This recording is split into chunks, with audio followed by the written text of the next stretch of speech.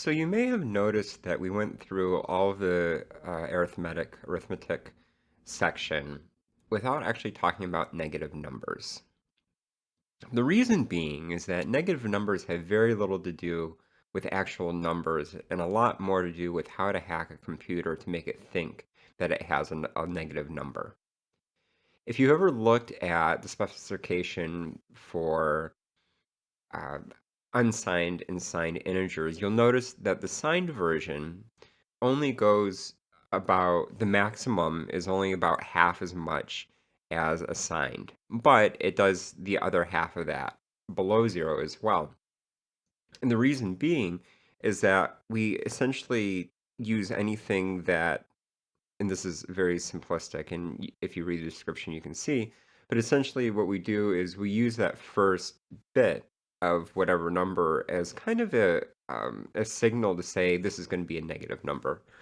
It's an oversimplification, but that's how the processor will set the negative flag in the CPSR. And in general, if you're using signed numbers and you have a 1 in the first position, then you know that it's going to be a negative number. So what we can do is we can use this to our advantage, and we can say, well, if that N flag is set for these negative numbers, let's look at our condition sheet and see if we can find something that'll detect that. And sure enough, if we look at the condition sheet, we can see that the MI suffix will execute code if we have a negative or a minus number. If we keep looking at it, we can see it with the PL that we can also detect if we have a positive or a plus number. And so when we look at this problem, we don't really need to worry about that much in the way that we don't have to do a lot of processing to understand if these are negative or positive. Really, all we have to do is load it, and we can compare it to zero.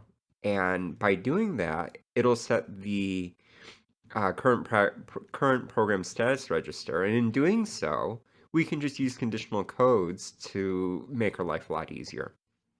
So let's look at how to do this. So the first thing that we need to do is we need to, again, load the address of our number list. And we do that with load register.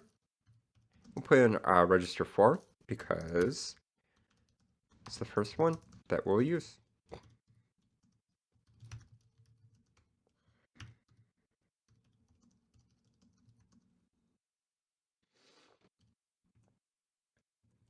The next thing that we need to do is we need to have a register to count the number of positive numbers and a register to count the number of negative numbers. So we'll use R5 as the positive count, and we'll use R6 as the negative count.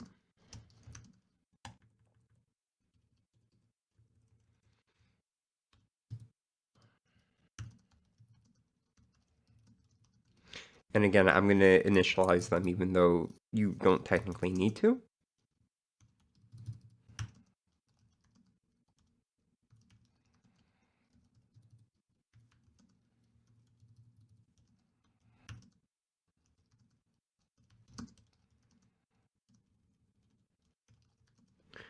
And that should be all the setup we need, because really we're just counting negatives and positives. And then we'll compare the two numbers. So let's start our actual loop. And we're going to load this byte by byte. We're going to use load register and we're going to use byte, but we need to use one other letter here. And what we need to do is we need to put signed byte.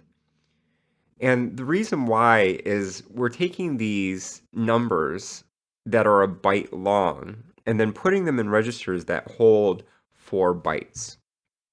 And so if we took 1 byte and superimpose that into that 32-bit register, we get a whole new number. It's not negative anymore because we don't have all the ones that go all the way down. So what this does is when it moves the byte into the register, it'll take the most significant bit and repeat it throughout all the other bits in the register. So for 84, we have this for the number, and you can see that the most significant bit is 1. If we didn't use a signed load, it would look like this with a bunch of zeros. But since it is a signed load, what it'll do is it'll put a bunch of zeros there and keep it as a negative number. So we're going to load this into a temp space. We'll just use R7 because that's the next one numerically.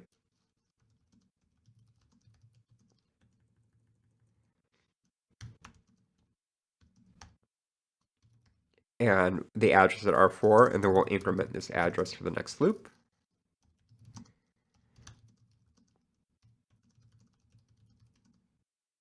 The next thing that we need to do is we're going to compare this to 0. And this is where the true magic happens in this one. Take R7, compare it to 0.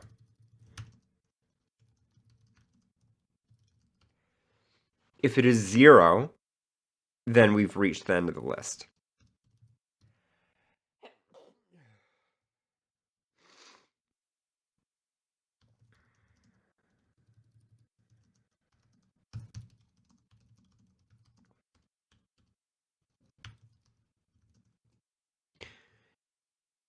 Now we can use the condition codes.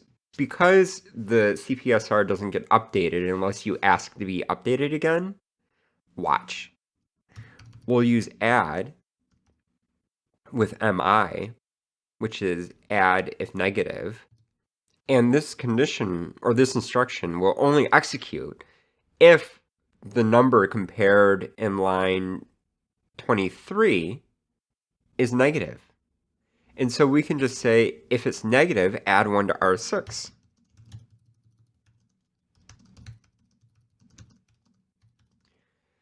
And we can do this again, and then we can say add PL, add plus, add positive. And if it's positive, we add it to R5.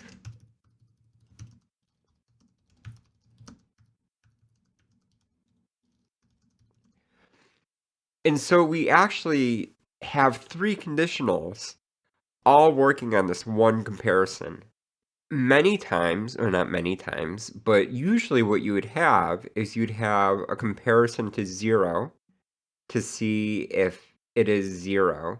And then you'd have to do a second comparison either to see if it's larger than 0 or less than 0. And in this way, we've taken away that second comparison. Because we already did the comparison in 23 and the way that the CPSR works, we don't have to do another comparison. We can just look at the results of that first comparison. And so that is our loop. We can break back to the beginning of the loop.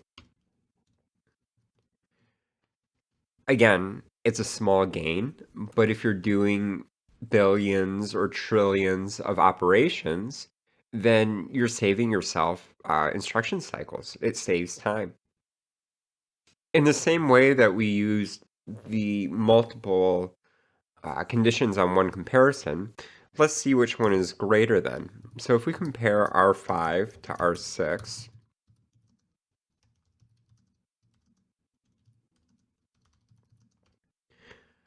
we can preload a string to display with this one condition. So let's actually define these strings first. So we need a string that is for positive. So we'll just go here, and we'll just put positive with a line ending. And then we need a string that says negative.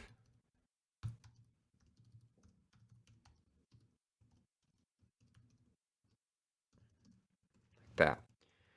And so if we think ahead, for our write supervisor call, it's going to go into register 1. So we're going to put a note here that says preload output address. And so when we compare 5 to 6, we're going to try and figure out if 5 is greater than or less than 6. We know, or I know, because I said that it's not going to be equal. And so we can do this. we can do load register if greater than, and we're going to put it into R1. And if it's greater than, then we need to put the positive string because there's more positive people.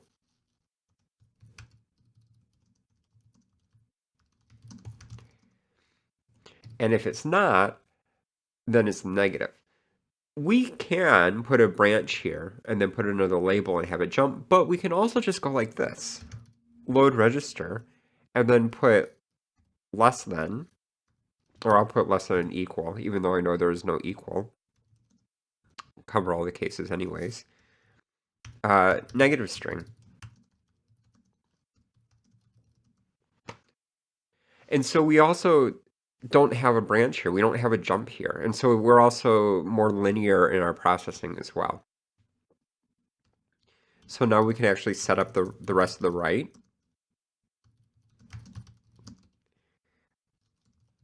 Into R7, we'll put our service call number, which is 4.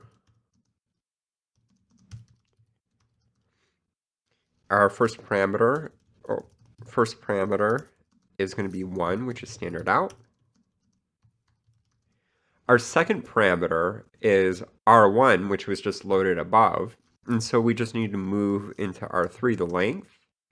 And imagine that. Both of them are going to be 4 long, regardless if it's positive or negative. So we can just put 4 here.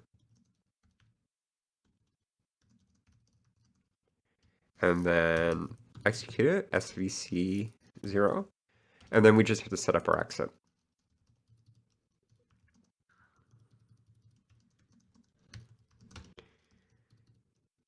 And register 0, our error code is going to be 0, which is no error. And then SVC 0. And then that's it. Again, what's fascinating is that some of these problems, they're only really solved in 3 lines. Really, this whole program is executing on this compare, or this load, compare, and then adding either to one register or the other. So let's try compiling this and running this and see what we get. Nothing's outputted. Let's look at this again.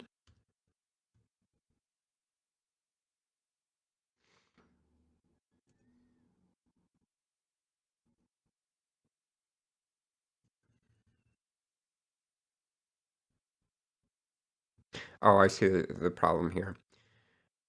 The third parameter here is the